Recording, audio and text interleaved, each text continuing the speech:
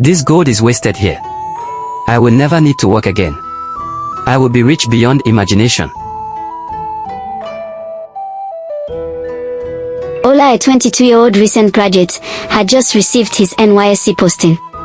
When he saw that he had been assigned to Koji Village in the southwest region of Nigeria, disappointment swept over him.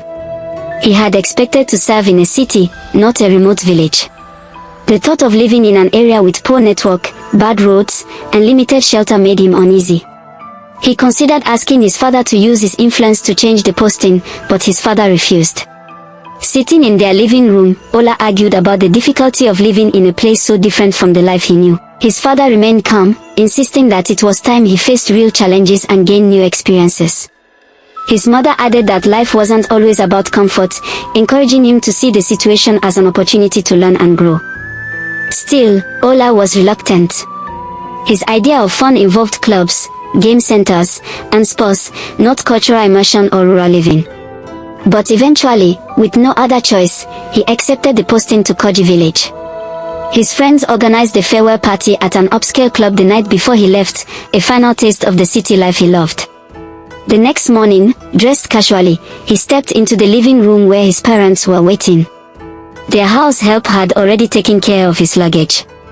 His mother hugged him tightly, assuring him he would be fine. Though still annoyed, he gave his father a brief hug before leaving, and his father offered a few quiet words of encouragement. Ola was driven to the village in his father's Lexus.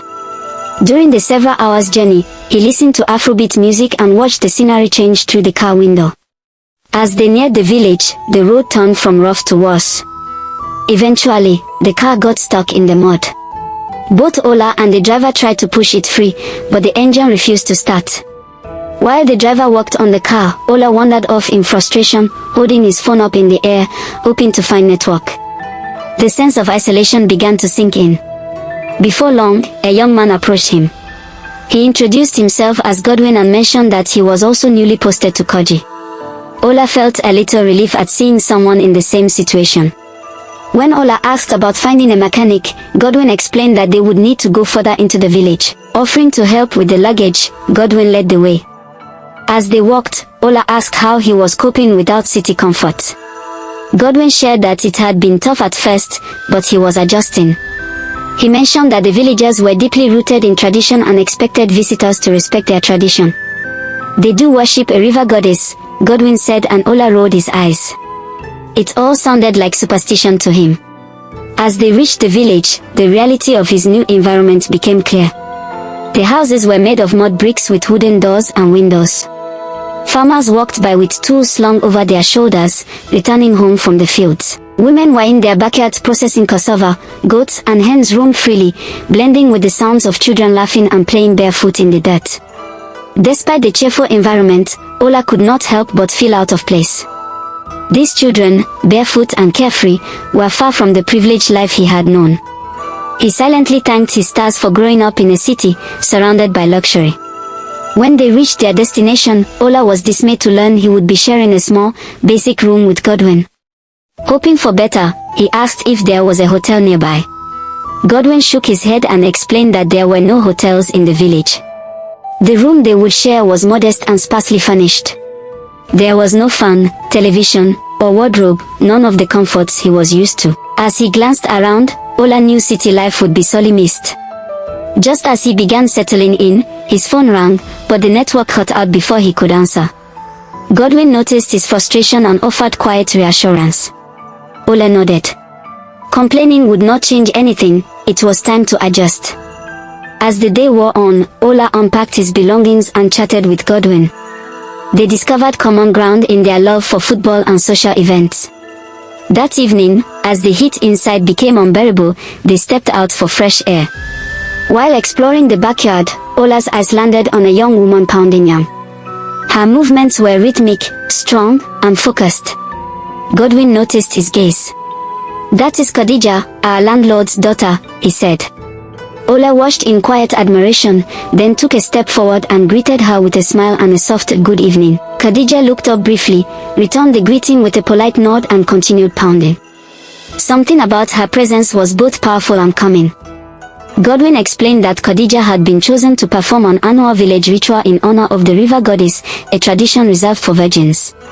Ola chuckled at the idea and whispered that he did not believe in such traditions. Just respect their tradition while you are here, Godwin advised.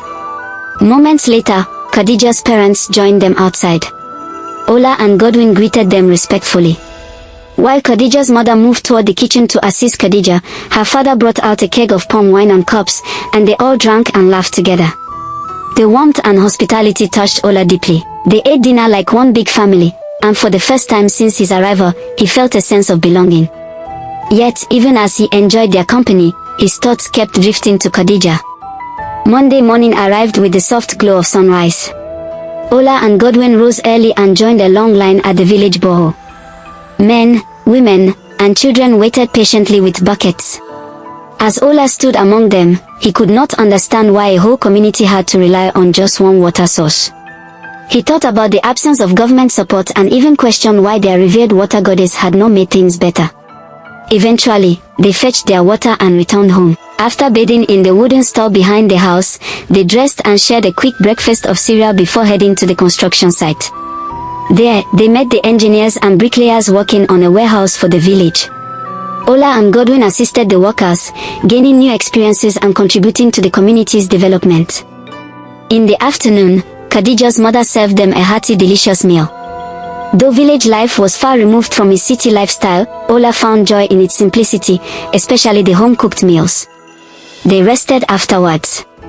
Woken by the heat, Ola stepped outside while Godwin remained asleep.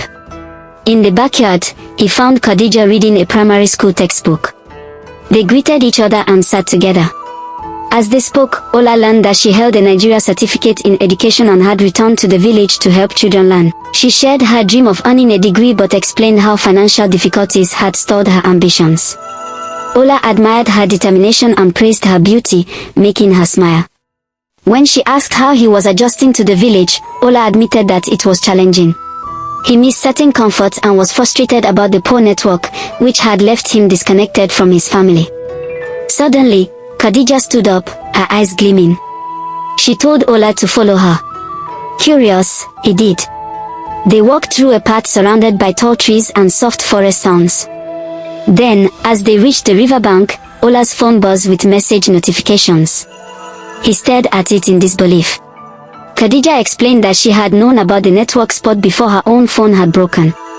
Ola sat beside her on a rock, amazed. The river flowed with a calming rhythm, and the sound of rushing water added to the peace of the moment. He checked and replied to his messages, then thanked her for bringing him there. She smiled and said the river goddess would be pleased. Intrigued, Ola asked her more about the river's history. Kadija told him about an ancient discovery of gold that had once brought greed and destruction to their village. To save her people, the queen transformed into the river, burying the treasure deep beneath its waters as a symbol of love and peace. Surprised, Ola asked if the treasure still existed. Kadija nodded. She said the river remained a symbol of abundance and healing. When he asked if people swam in it, she replied that they did for healing and blessings. Eager to see for himself, Ola asked if they could swim together. Kadija agreed. They stepped into the water and dived in. As Ola swam deeper, he was stunned to see a chest of gold at the riverbed. His eyes widened with awe. His chest tightened with excitement and he thought, if I sell this gold, I will never need to work again. I will be rich beyond imagination. These villagers worship a goddess and leave a chest of gold treasure buried while they suffer with no water or electricity. This gold is wasted here. He surfaced slowly, forcing a calm expression. Kadija smiled at him, unaware of the thoughts racing through his mind. Ola looked at the river again. The water was calm, but something had shifted inside him. Will Ola betray the village's trust and steal the gold? To be continued.